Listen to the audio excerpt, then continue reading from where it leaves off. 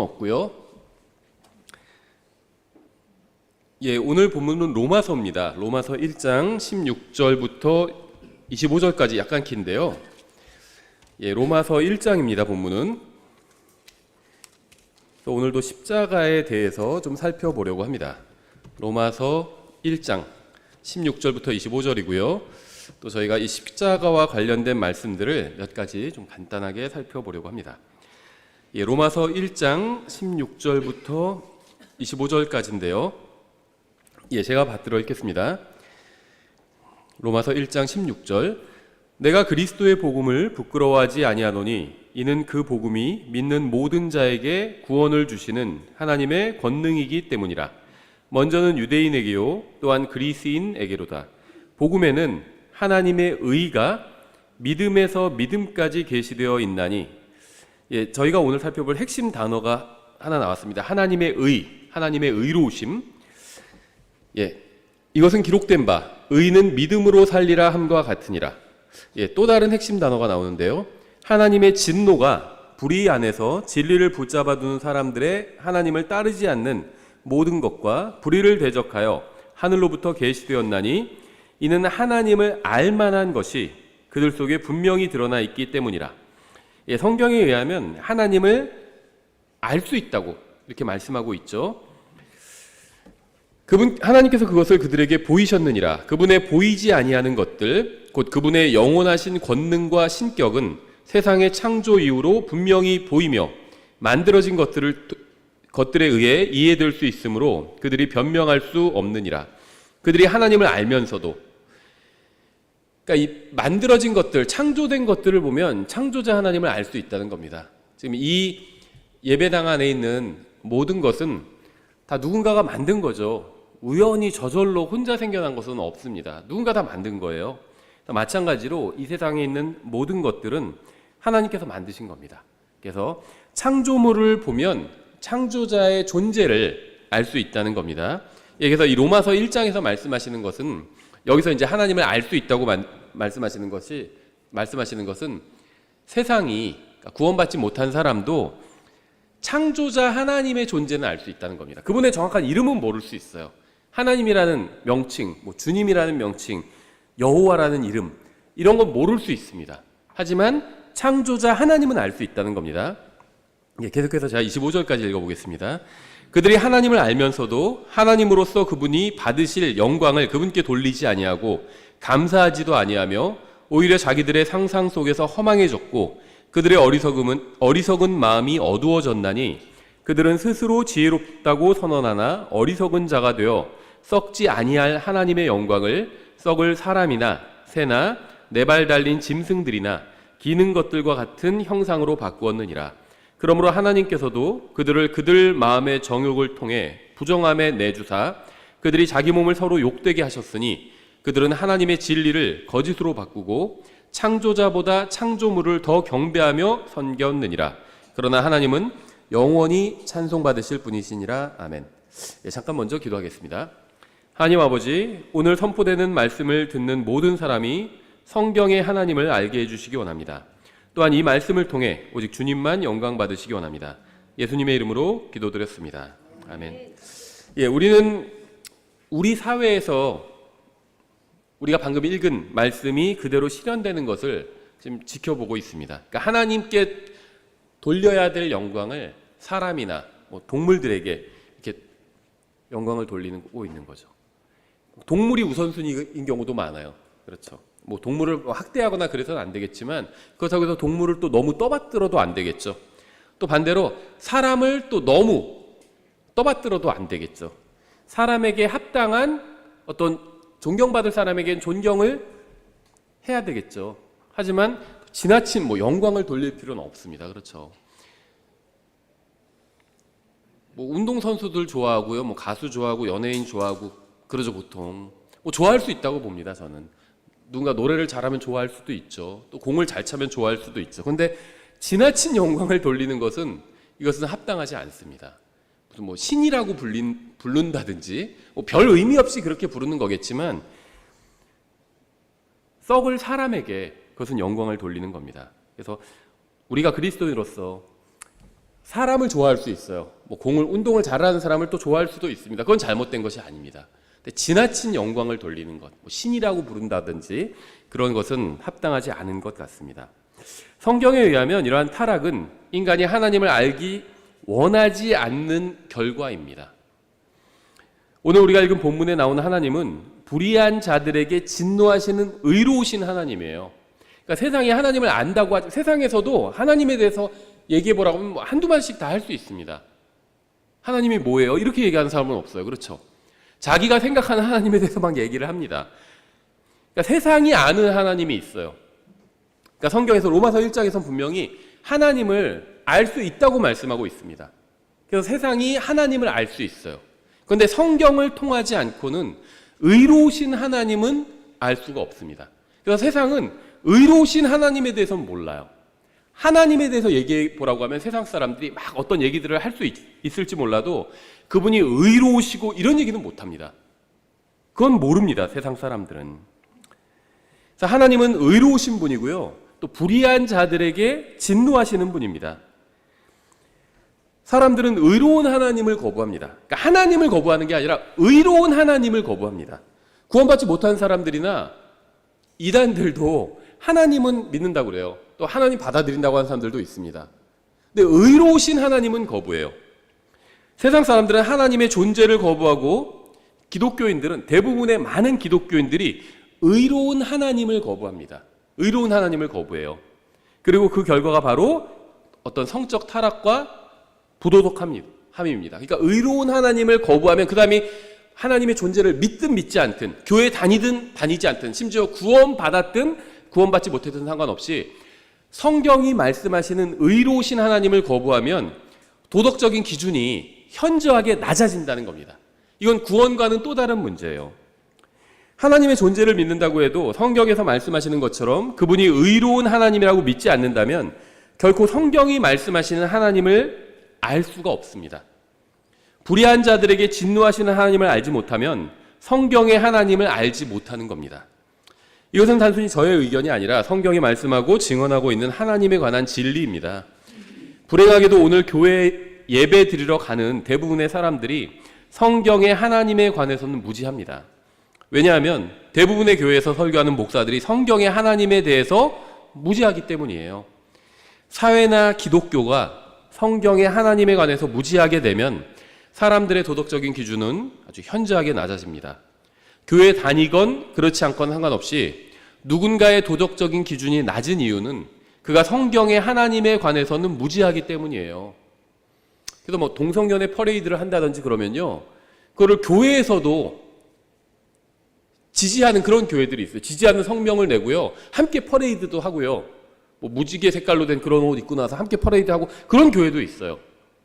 그 사람들도 물어보면 하나님은 믿는다고 합니다. 근데 성경의 하나님에 관해서는 무지해요. 특히 의로우신 하나님에 관해서는 무지합니다. 그러니까 뭐 동성연애도 지지하고 뭐 또 지지하고 뭐 그러는 거예요.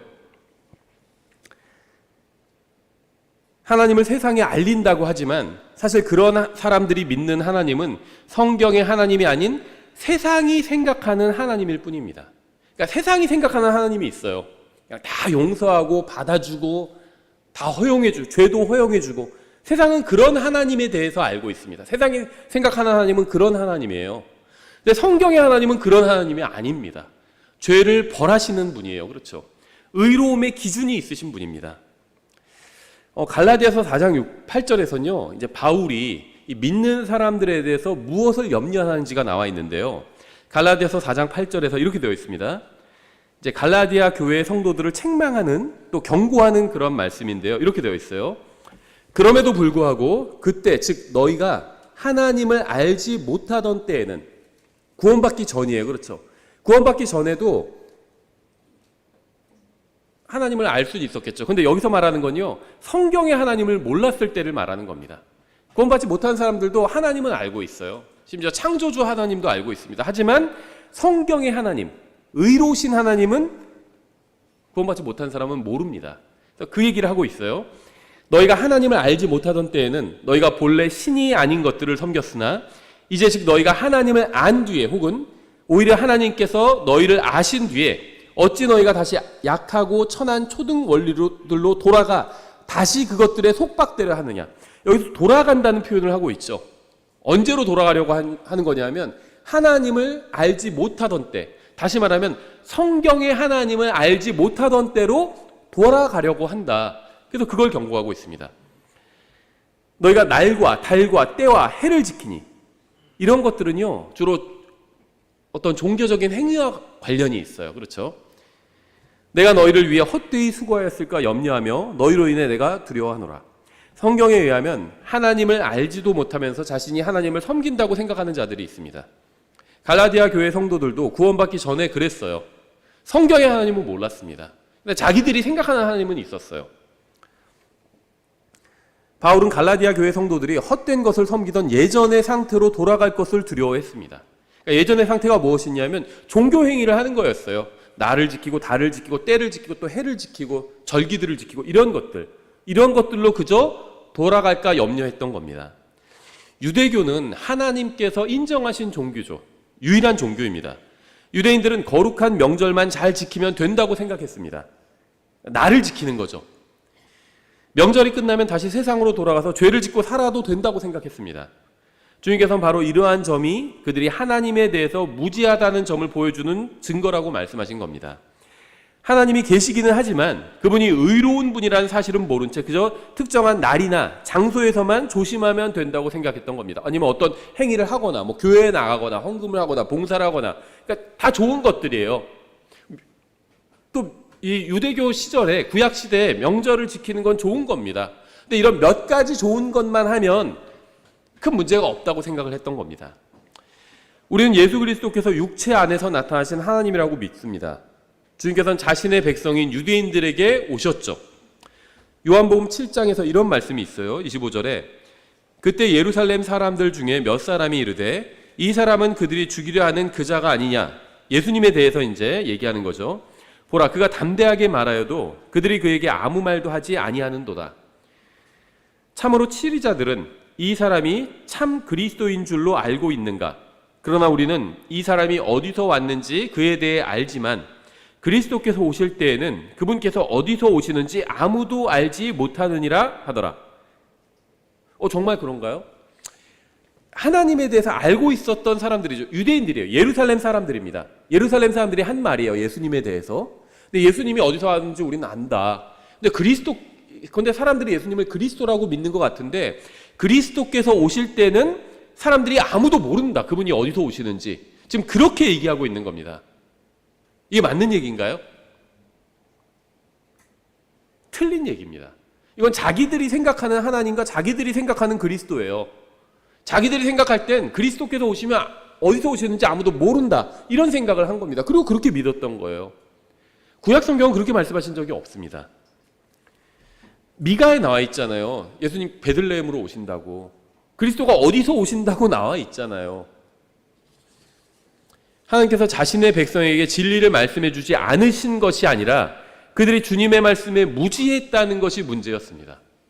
미가서를 주셨어요, 하나님께서. 근데 이걸 제대로 읽어보지 않은 겁니다. 그래서 예수님께서 이 유대인들, 종교 지도자들에게 뭐라고 말씀하시죠? 주로 책망하실 때 너희가 읽어보지 아니하였느냐 이렇게 말씀하셨잖아요. 하나님께서는 말씀하신 적이 있습니다. 또 기록해 주셨어요, 성경으로. 구약 성경을 주셨습니다. 그리스도께서 어디서 오시는지 알려주셨어요. 근데 이 사람들은 이걸 찾아보지 않은 겁니다. 그래놓고 자기들이 멋대로 생각한 거예요. 그리스도께서 오실 땐 아마 그분은 뭐 아무도 모를 거야. 어디서 오시는지 아무도 모를 거야. 자기들이 그냥 그렇게 생각한 겁니다. 그러니까 자기들이 생각한 그리스도를 믿었던 거예요. 그들은 메시아가 어디로 오시는지 알고자 하지 않았습니다. 그들은 성경이 말씀하시는 하나님을 알고 싶어 하지 않았던 거예요. 요한복음 7장 28절. 그때 예수님께서 성전 안에서 가르치시며 외쳐 이르시되 너희가 나를 알고, 이제 그들이 한 말을 그대로 받아주신 거죠. 내가 어디서 왔는지도 알지만 나는 스스로 오지 아니하였노라. 나를 보내신 분은 참되신데 너희는 그분을 알지 못하나. 유대인들이에요. 그리스도에 대해서도 알아요. 그리스도가 어디서 오는지 아무도 모른다. 그런 얘기를 한다는 건 뭐냐면 그리스도에 대해서 안다는 거죠. 그리스도는 하나님께서 보내시는 분이잖아요. 그렇죠? 하나님에 대해서도 안다는 겁니다. 유대인들이니까 자기들은 하나님도 알고 그리스도도 안다. 지금 이런 얘기를 했는데 예수님께서 뭐라고 말씀하신 거냐면 너희는 그분을 알지 못하나 하나님을 너희가 모르고 있다고 얘기하신 거죠. 나는 그분을 아노니 이는 내가 그분에게서 나왔고 그분께서 나를 보내셨기 때문이라 하시매 그때 그들이 그분을 잡으려 하였으나 아무도 그분께 손을 대지 아니하였으니 이는 그분의 때가 아직 오지 아니하였기 때문이더라. 그분의 때는 십자가에 예수님께서 달리실 때를 의미하죠. 예수님께서는 자신이 택하신 백성인 유대인들에게 그들이 하나님을 알지 못한다고 말씀하셨습니다. 선택받은 민족인 이스라엘 유대인들에게 너희가 하나님을 알지 못한다 이렇게 말씀하셨어요. 너희는 그분을 알지 못하나 이렇게 말씀하셨잖아요. 이건요 2000년 가까이 하나님을 믿는다고 고백했던 유대인들에게 있어서는 굉장히 자존심 상하는 그런 얘기였고요. 또 안타까운 진실이었죠. 이들은 주님께서 지정해 주신 희생물과 명절을 지켰습니다. 기적을 체험했어요. 또 모세와 대언자들이 전해준 구약 성경을 가지고 있었습니다. 그런데 예수님은 이들에게 그들이 하나님을 알지 못한다고 지적하셨어요. 그러니까 창조자 하나님은 알고 있었죠. 근데 의로우신 하나님, 성경이 말씀하시는 그 하나님은 몰랐던 겁니다. 그러니까 정말 본질적이면서도 심각한 문제를 가지고 있었던 거죠. 그러니까 하나님을 표면적으로만 알았던 거예요. 요한복음 17장에서도 이제 같은 내용이 있는데요. 이 요한복음 17장은 예수님께서 기도하시는 그런 내용이 담겨 있죠. 요한복음 17장 25절에 이렇게 되어 있습니다. 예수님께서 아버지 하나님을 어떻게 부르시는지가 나와 있어요. 오 의로우신 아버지요. 세상은 아버지를 알지 못하였으나. 근데 로마서 1장과 다르죠. 로마서 1장에서는 하나님을 알만한 것이 세상 사람들 속에 있다고 말씀하고 있잖아요. 또 그들이 세상 사람들이 하나님을 안다고 기록하고 있죠. 로마서 1장에서는. 근데 지금 요한복음 17장에서는 세상의 아버지를 모른대요. 이게 서로 상충하는 말씀이 아닙니다. 로마서 1장에서 말씀하시는 세상이 하나님을 안다는 것은요. 창조자 하나님을 만들어진 것들을 통해서 알 수 있다는 겁니다. 근데 여기서 세상이 아버지를 알지 못한다고 말씀하는 건요. 성경의 하나님, 의로우신 하나님을 모른다는 겁니다. 세상은 아버지를 알지 못하였으나 나는 아버지를 알았고 이들은 아버지께서 나를 보내셨음을 알았나이다. 제자들을 말하는 거죠. 이들은.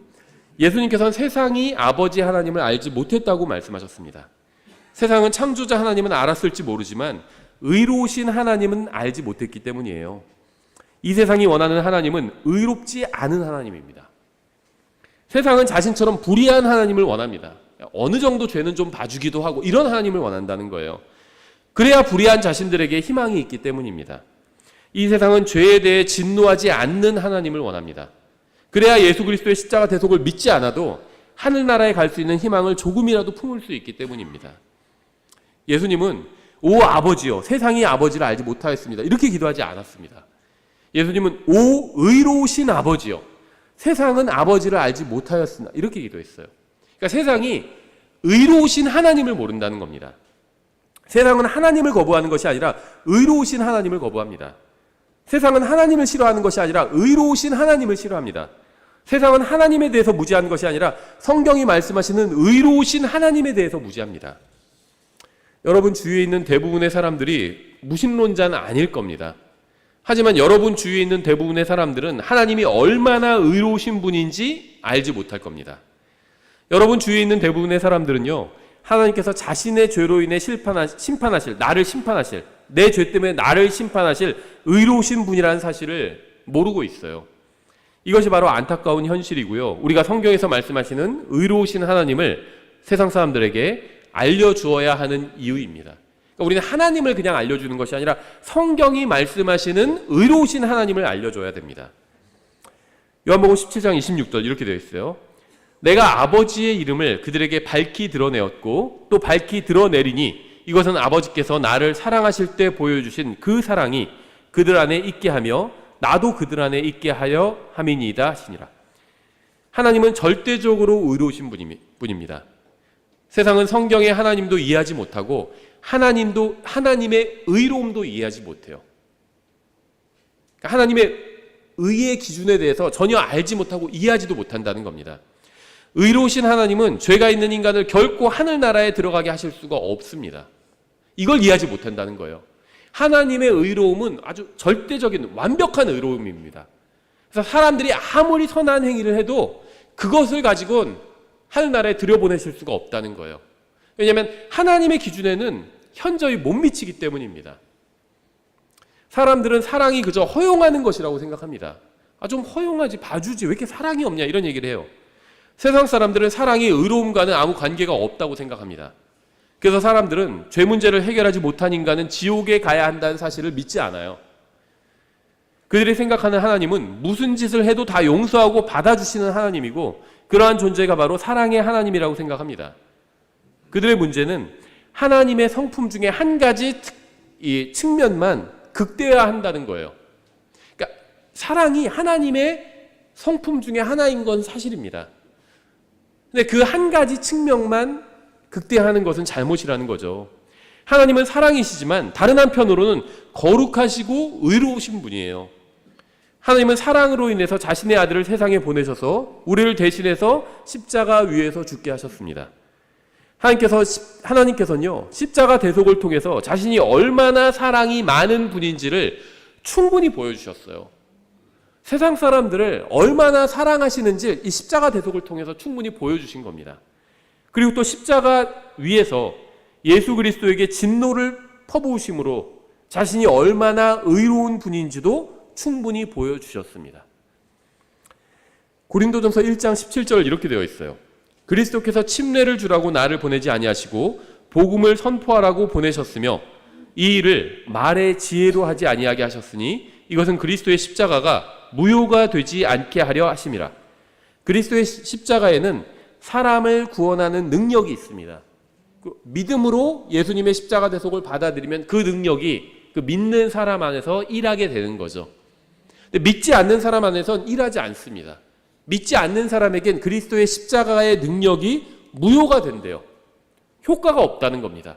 믿어야 효과가 생긴다는 거예요. 믿지 않으면 효과가 없다는 겁니다. 계속해서 18절, 이는 십자가를 선포함이 멸망하는 자들에겐 어리석은 것이지만 구원받은 우리에겐 하나님의 권능이기 때문이라. 기록된 바 내가 지혜로운 자들의 지혜를 무너뜨리고 분별 있는 자들의 지각을 쓸모없게 만들리라 하였으니 지혜로운 자가 어디 있느냐? 서기관이 어디 있느냐? 이 세상의 변론가가 어디 있느냐? 하나님께서 이 세상의 지혜를 어리석게 만들지 아니하셨느냐? 하나님의 지혜에 있어서는 세상이 지혜로 하나님을 알지 못하였으므로 하나님께서 복음 선포의 어리석은 것으로 믿는 자들을 구원하시는 것을 기뻐하셨도다. 이렇게 되어 있죠. 십자가는 죄에 대한 하나님의 생각과 지혜를 보여줍니다. 하나님께서 여러분과 저의 죄를 처리하기 위해서 예수님을 보내셔서 십자가 위에서 죽게 하셨다면 우리는 절대 죄 문제를 가볍게 여겨서는 안 됩니다. 하나님께서 아주 최상의 방법을 사용하셨다는 거예요. 죄 문제를 해결하기 위해서. 그리고 가장 무거운 방법을 쓰셨다는 겁니다. 자기의 사랑하는 아들을 보내셨어요. 천사 중에 하나를 보내신 것도 아닙니다. 천사장을 보내신 것도 아니에요. 자기의 사랑하는 아들을 보내셨습니다. 그러니까 이 죄 문제를 얼마나 심각하게 여기시는지, 얼마나 무겁게 여기시는지를 보여주셨다는 겁니다. 하나님은 너무나도 거룩하시기 때문에 여러분과 저의 죄를 지셨다는 이유로, 예수님이 지셨다는 이유로 자신의 사랑하는 유일한 아들에게도 진노를 퍼부으셨어요. 이게 죄에 대한 하나님의 관점을 보여줍니다. 예수님께서 여러분과 저를 대신해서 죄값을 치러주셨잖아요. 근데 하나님께서는 여러분과 저를 대신한 예수님 위에 진노를 퍼부으셨다는 겁니다. 진노를. 이러한 사실은 하나님께서 죄를 절대적으로 싫어하신다는 진리를 보여줍니다. 죄가 그 위에 놓여 있다면 그게 누구라 할지라도, 심지어 자기의 사랑하시는 아들인 예수 그리스도라 할지라도 그 위에 진노를 퍼부으신다는 거예요. 예수님은 자기의 죄도 아니고 우리의 죄를 지셨어요. 근데 그 위에 하나님께서 진노를 퍼부으셨습니다. 이게 사실이라면 어느 누구도 하나님 앞에서 피할 수가 없다는 겁니다. 이렇게 죄를 미워하시는 의로우신 하나님을 모른다면 성경의 하나님에 관해서 무지한 겁니다. 하나님께서는 왜 자신의 아들을 십자가 위에서 죽도록 내어주셨을까요? 세상을 사랑하셨기 때문이에요. 누구도 멸망하는 것을 원하지 않으셨기 때문입니다. 우리가 스스로 죄 문제를 해결할 수가 없었기 때문이에요. 우리가 스스로 깨끗해질 수가 없었기 때문입니다. 이 세상 그 어떤 종교도 우리의 죄를 제거하는 것이 불가능했기 때문에 예수님께서 대신 십자가에서 우리의 죄를 제거해 주신 겁니다. 우리를 죽기까지 사랑하셨기 때문에 십자가에서 죽으신 겁니다. 그러니까 이 십자가는 하나님의 사랑을 보여준다는 겁니다. 세상은 성경의 하나님을 모릅니다. 성경의 하나님을 알았더라면 죄가 그분께 얼마나 큰 상처를 주는지도 알았을 겁니다. 성경의 하나님은 의로우신 분이기 때문에 죄를 용납하지 않으십니다. 그래서 둘 중 하나를 하기로 결정하신 거예요. 그것은 바로 자신의 사랑하는 아들에게 진노를 퍼붓는 것과 여러분을 지옥에 보내시는 것, 이 둘 중에 하나를 하기로 결정하셨다는 겁니다. 그러니까 어떤 사람들은요, 하나님께서 나를 어떻게, 사람을 어떻게 지옥에 영원히 보내실까? 하나님께서 누군가를 지옥에 보내시는 건요, 그분께서 누군가에게 진노하신 결과입니다. 그렇죠? 근데 하나님께서는요, 자신의 아들에게도 진노하셨어요. 그것도 예수님은 자기의 죄가 아니라 다른 사람의 죄, 우리의 죄를 지셨잖아요. 근데 다른 사람의 죄를 진 자신의 사랑하는 아들에게도 진노하셨다는 겁니다. 그럼 누구도 그분의 진노를 피할 수 없다는 거예요. 주님께서는 어떠한 경우에도 죄를 용납하지 않으실 만큼 죄를 싫어하십니다. 그것이 심지어 자기의 사랑하는 아들이라 할지라도 죄를 지고 있으면 그 위에는 진노하신다는 거예요. 그러니까 어떠한 경우에도 죄를 용납하지 않으신다는 사실을 이 십자가를 통해서 보여주신 겁니다. 그러니까 십자가는 하나님의 사랑을 보여주죠. 또 다른 면에 있어서 십자가는요, 하나님의 의로우심을 보여줍니다. 어떠한 경우에도 그것이 내 사랑하는 아들이라 할지라도 죄를 가지고 있다면 용납하지 않는다는 거예요. 자기 죄가 아니라 다른 사람의 죄를 가지고 온 거잖아요. 그래도 용납하지 않으신다는 겁니다. 하물며 그것도 용납하지 않으신다면, 내가 내 죄를 가지고 하나님 앞에 나아간다면 하나님께서 그걸 용납해 주실 리가 없다는 겁니다. 세상은 자신들보다 의로운 모든 것을 제거하려고 합니다. 세상 사람들은 세상을 죄로 물들이려고 합니다. 의를 미워하기 때문이에요. 하나님은 죄를 미워하십니다. 세상 사람들은 의를 미워해요. 그래야지 자기가 지옥에 가지 않을 수 있거든요. 근데 하나님은요, 죄를 미워하십니다. 그래서 죄를 지은 사람을 지옥에 보내시는 거예요. 하나님은 불의를 미워하십니다. 아버지 하나님은 아들 하나님을 사랑했고 아들 하나님으로 인해서 만족하셨습니다. 하나님께서 아담을 만드신 이유는 외로웠기 때문이 아니었습니다.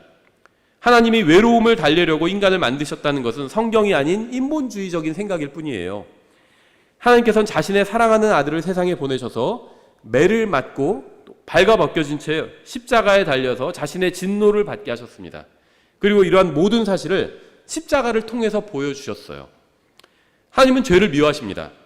이 세상에서 가장 훌륭한 사람이 죄를 미워하는 것보다 훨씬 더 죄를 미워하십니다.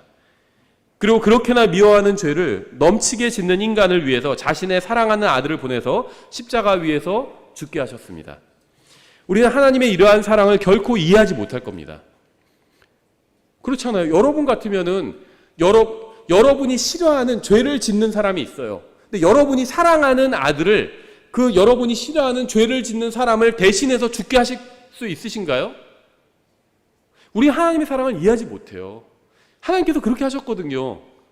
우리가 원수였을 때, 로마서 5장에서 그렇게 말씀하시잖아요. 우리가 원수였을 때 예수님께서 우리를 위해서 죽어주신 겁니다.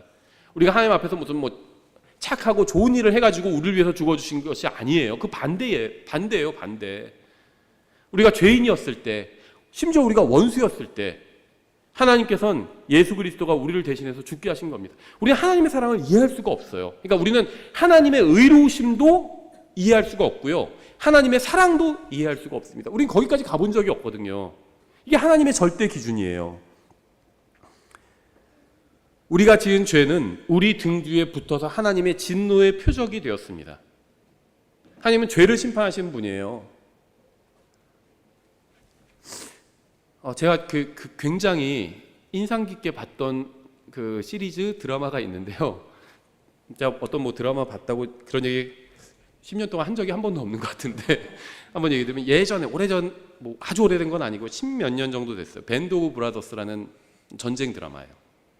근데 굉장히 배울 게 나름대로는 많이 있었는데, 거기서 이제 그 주인공인 그 윈터스 소령이라는 사람이 나오는데, 그 사람이 공을 많이 세워서 자기 상관보다도 더 계급이 올라가게 됩니다. 그러니까 상관은 그 사람을 보고 피하는 장면이 있어요. 거의 마지막 부분에 이르러서. 근데 그 사람이 불러 세워요. 왜 격리 안 하냐고. 그러니까 이 상관 입장에서는 자기 부하였어요. 근데 공을 많이 세워서 부하가 더 소령이 되고 자기는 아직 대위예요. 그러니까 할 수 없이 그냥 지나치려고 했는데, 그냥 인사만 하고 지나치려고 했는데 격리를 왜 안 하냐고 하니까 할 수 없이 격리를 하죠. 그때 이제 이 윈터스 소령이 이런 얘기를 합니다. 우리는 사람에게 격리하지 않고, 한마디로 군인은 사람에게 격리하는 것이 아니라 계급에 격리를 한다. 이런 얘기를 해요. 그게 이제 바른 군인 정신이죠. 왜 이런 말씀을 드리냐면, 하나님께서는요, 죄인들을 사랑하셔서 죽어주셨죠. 그게 하나님의 사랑입니다.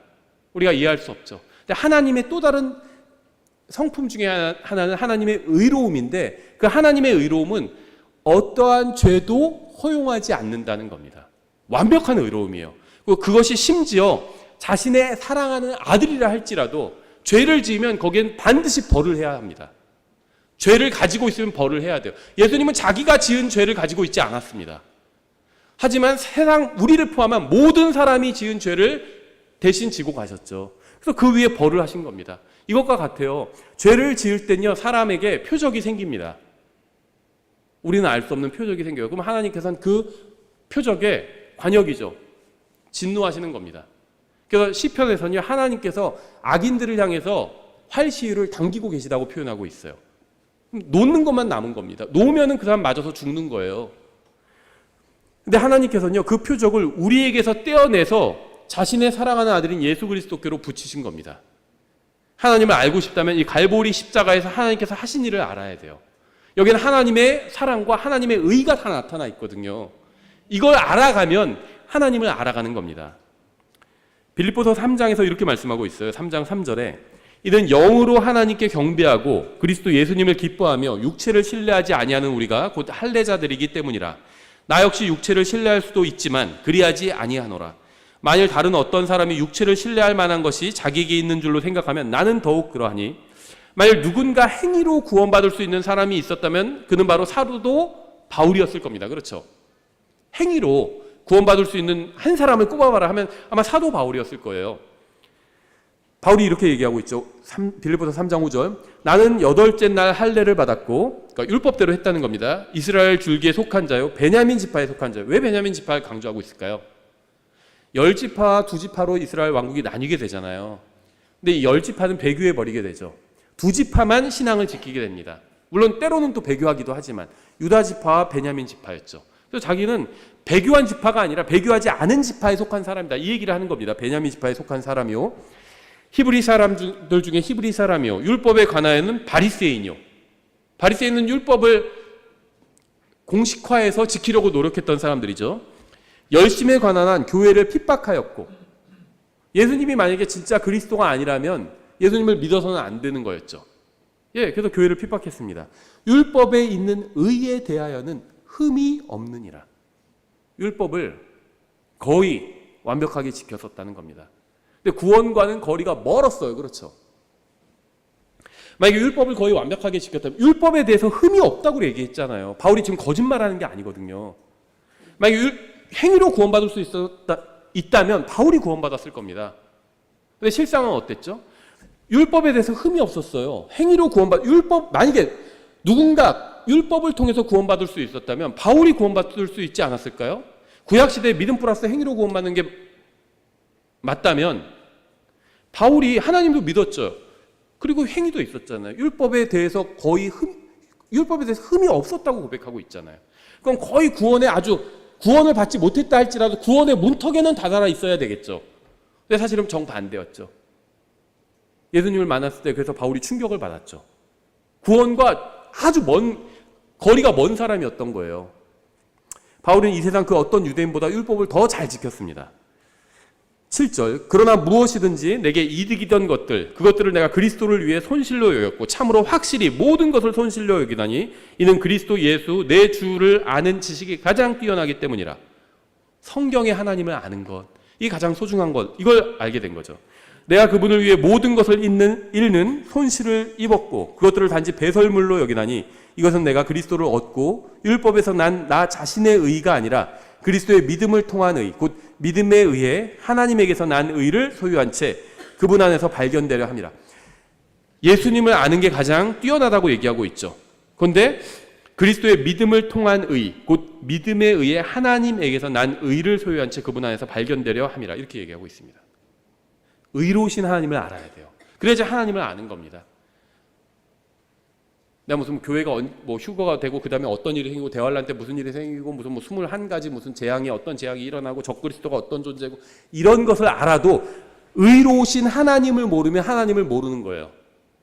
하나님과의 개인적인 교제는요, 의로우신 하나님을 알아야 개인적인 교제가 일어날 수 있습니다. 성경 교리를 안다고 해서 하나님과 교제가 일어나는 것이 아니에요. 하나님을 아는 건요, 그분과 교제를 나눠야 알 수 있는 겁니다. 내가 대통령을 알아요. 이거는 피상적으로 아는 거죠. 대통령은 날 모르잖아요. 예를 들면 대통령과 실제적인 만나서 교제를 나눠야 대통령을 아는 거죠. 여기서 말하는 아는 건 그걸 말하고 있는 거예요.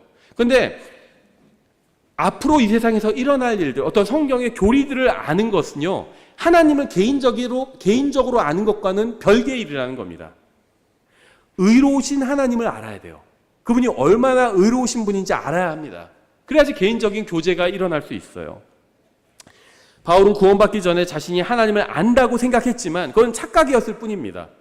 그랬죠. 그래서 예수님을 만났을 때, 육체를 입고 오신 예수님을 만났을 때 다마스커스로 가는 길에서 예수님을 만났잖아요. 그때 충격을 받았잖아요.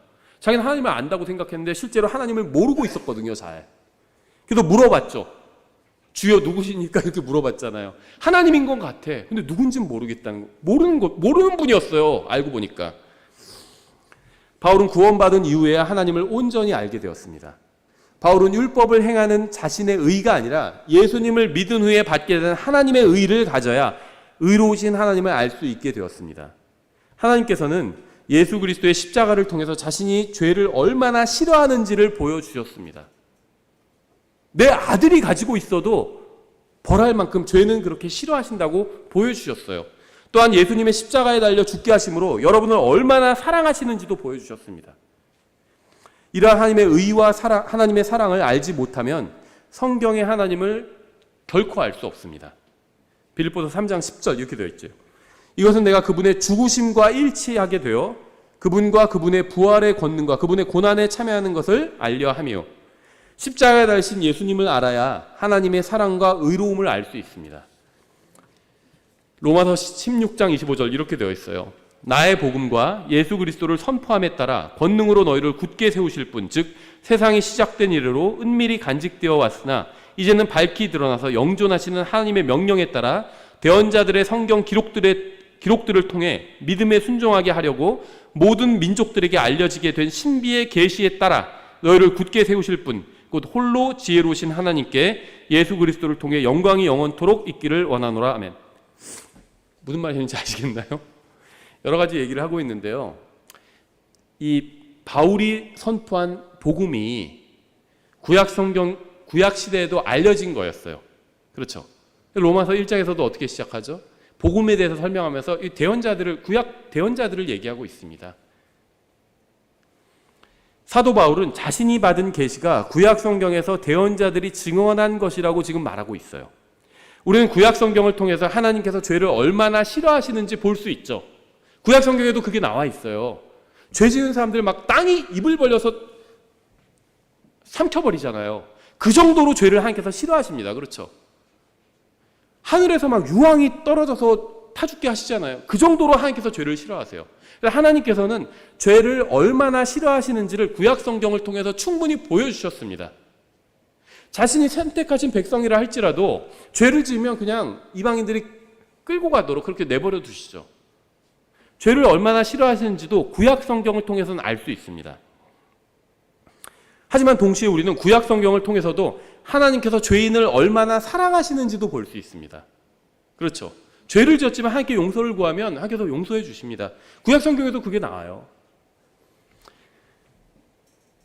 또한 우리는 구약 성경을 통해서 죄의 삭은 사망이라는 사실도 볼 수 있고요. 죄인이 하나님께로 돌아와서 긍휼을 구하고 용서를 받는 장면도 볼 수 있습니다. 하나님은 사랑이 충만하신 분이기 때문에 죄인을 구원해 주기를 원하셨습니다. 하지만 동시에 하나님은 의로우신 분이기 때문에 죄인을 지옥에 보내실 수밖에 없었습니다. 구약 성경에도 이러한 진리가 다 나와요. 구약 성경에도요, 하나님의 사랑과 하나님의 의로우심이 다 나와 있습니다. 이렇게 하나님의 사랑과 하나님의 의로움은 서로 충돌하는 것처럼 보였습니다. 그렇죠? 하지만 하나님께서 자신의 사랑과 의로움을 통해서 우리를 구원하셨습니다. 하나님은 십자가를 통해서 자신이 얼마나 죄를 미워하는지와 얼마나 우리를 사랑하는지를 보여주셨습니다. 그러니까 구약 성경을 통해서 부분으로 구약 성경 어디에서는 죄를 얼마나 하나님께서 미워하시는지 보여주시고요. 구약 성경 또 다른 부분에선 하나님께서 얼마나 사랑이 크시고 용서를 구하시는 사람들을 다 용서해 주시는지를 보여주셨어요. 근데 이 십자가에선 두 가지를 동시에 보여주셨다는 겁니다. 그래서 구약 성경도 십자가를 증언하고 있어요. 십자가는 두 가지 면이 있잖아요. 죄를 처벌하시는 것, 또 죄인을 용서하시는 것이 나와 있죠. 이걸 구약 성경에서도 보여주셨는데 십자가에서는 동시에 이것을 보여주셨다는 겁니다. 하나님은 십자가를 통해서 자신이 얼마나 죄를 미워하는지와 얼마나 우리를 사랑하시는지를 보여주셨습니다.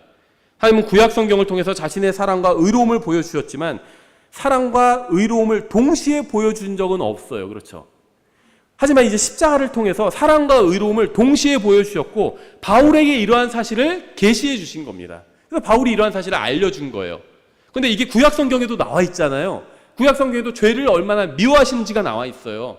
또 죄인을 얼마나 사랑하시고 용서하시는지도 나와 있습니다. 그래서 바울이 구약 성경에 나온 이러한 진리들이 이 십자가에서 한 번에 이루어졌다는 걸 알려준 겁니다. 이러한 사실을 바울이 알려준 거예요. 왜 십자가 위에서 예수 그리스도께서 돌아가셨는지 아세요? 하나님께서 죄를 싫어하시기 때문입니다. 얼마만큼 싫어하냐? 내가 사랑하는 내 유일한 아들이 그 죄를 가지고 있어도 그 아들을 벌할 정도로 그 정도로 죄를 싫어한다는 겁니다. 왜 십자가 위에서 예수 그리스도께서 돌아가셨는지 아세요? 하나님께서 죄인인 여러분을 사랑하시기 때문이에요. 하나님께서는 십자가 위에서 예수 그리스도 위에 죄에 대한 진노를 쏟아 부으셨고 죄인들에게는 사랑을 쏟아 부으셨습니다. 동시에 쏟아 부으신 거예요. 성경의 하나님을 여러분 알고 싶으신가요? 그러면 십자가를 알아야 합니다. 십자가로 가야 돼요. 십자가로 가서 하나님의 사랑과 의로움을 봐야 성경의 하나님을 알 수 있습니다. 하나님은 죄를 미워하십니다. 하지만 죄인은 사랑하셨어요. 그리고 이 두 가지 사실을 십자가를 통해서 보여주셨습니다. 기도하겠습니다. 하나님 아버지, 저희가 죄인이라는 사실을 잘 알고 있습니다. 저희 죄가 주님께 얼마나 큰 상처를 주었는지 헤아릴 수조차 없습니다. 하지만 감사하게도 주님께서 저희를 사랑하셨다는 사실도 알고 있습니다. 저희를 향한 주님의 사랑도 얼마나 깊은지 저희가 헤아릴 수 없습니다. 주님의 크고 놀라운 사랑으로 인해서 감사드립니다. 예수님의 이름으로 기도드렸습니다. 아멘. 저희가 마지막 주이기 때문에 첫째 주이기 때문에 주의 만찬을 하려고 합니다.